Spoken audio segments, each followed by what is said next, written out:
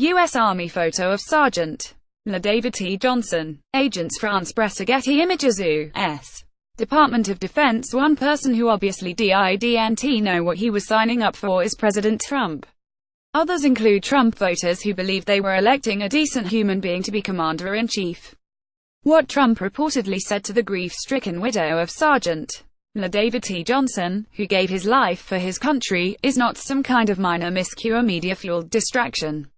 It speaks to the core issue of Trump's character and demonstrates, as clearly as any incident to date, his unfitness for the office he holds, and dishonors Johnson and 3 other U.S. soldiers: Staff Sergeant Jeremiah J. W. Johnson, Staff Sergeant Brian C. Black and Staff Sergeant Dustin M. Wright, were killed October 4 in Niger, apparently ambushed by Islamic State-affiliated militants. Exactly what happened is unclear, and Congress should be as dogged in investigating these deaths as it was in probing Benghazi. For 12 days, Trump said nothing, not even a tweet, about the 4 Americans killed in action, and had no contact with the loved ones they had left behind. Pressed by reporters to explain his silence, Trump reacted by slandering his predecessors, especially President Barack Obama, falsely claiming that they, too, neglected to console the families of the fallen. Trump then placed a phone call to Myshia Johnson, David Johnson's widow. The truism "better late than never" is not always true. According to 2 people who overheard the call, Trump told Johnson that her husband knew what he was signing up for, although his death must still be painful.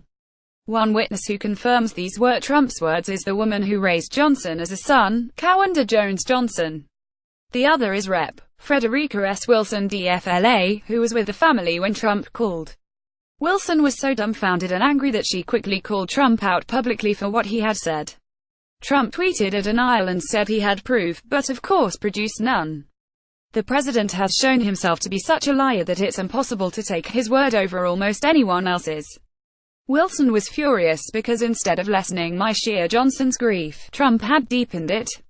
Surely that was not his intent. But mindless cruelty is still cruel. Offering succor to the families of service members killed in the line of duty is one of the most solemn exercises a president must undertake. It is a task requiring, above all, a sense of humility. In the hope that it may be no intrusion upon the sacredness of your sorrow, I have ventured to address you this tribute to the memory of your brave and early fallen child, Abraham Lincoln wrote to the parents of a deceased Union soldier. Unlike true leaders, however, Trump seems to associate humility with weakness. When confronted with an error, big or small, he never just says, "I'm sorry, I made a mistake, I apologize," and leaves it at that. He always seeks to deflect responsibility.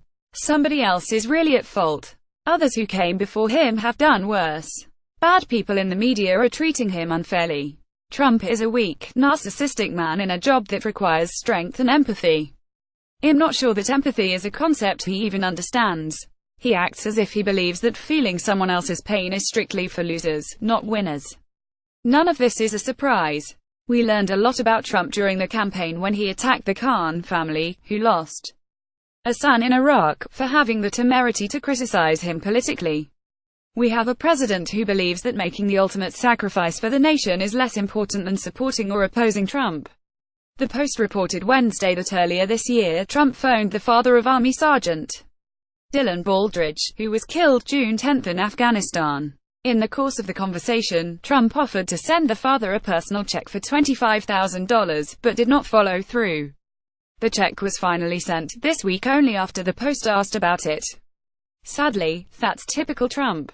He makes a grand promise, which allows him to feel big and generous, which is the whole point. Even in interactions with Gold Star families, it's all about him. Later, having played the role of Trump the Munificent, he forgets about it and goes in search of the next opportunity to shore up his fragile ego. No one should expect him to grow in office. He's 71. At that age, either you have compassion, self-knowledge and a conscience, or you don't. Read more from Eugene Robinson's archive, follow him on Twitter or subscribe to his updates on Facebook. You can also join him Tuesdays at 1 p.m. for a live Q&A.